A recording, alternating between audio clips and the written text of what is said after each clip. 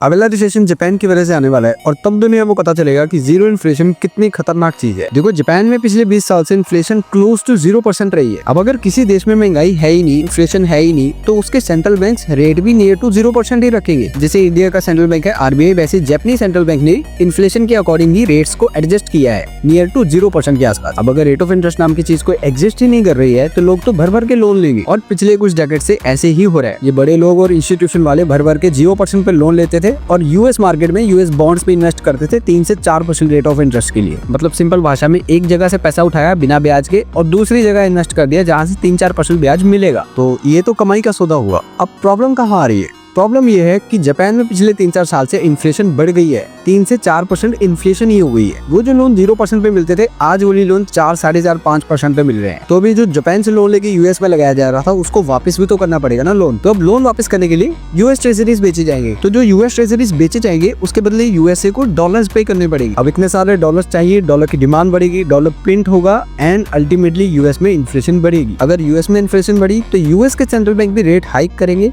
Rate hike होने की वजह से मार्केट कोलैप्स करेंगे और पोजीशंस लिक्विडेट होने की वजह से एक तगड़ा फ्री फॉल आ सकता है और ये एक रिसेशन और डिप्रेशन का रूप ले सकता है। मतलब 2-3 या 4 साल के लिए सभी देशों के मार्केट क्रैश कर सकते हैं। लोगों को लगता है कि एआई की वजह से मार्केट क्रैश होगा, बट मार्केट क्रैश होने का रीजन तो कुछ और ही है। अगर ये तुम्हें थोड़ा कॉम्प्लेक्स लग रहा है कोई दिक्कत नहीं है, हमने अपना इंट्राडे और स्विंग ट्रेडिंग कोर्स बिल्कुल फ्री कर दिया है पहले 100 लोगों के लिए, जिसकी प्राइस 4700 है। 40-45 हो चुके हैं। जल्दी से इस नंबर पर मैसेज करके रजिस्टर कर लो।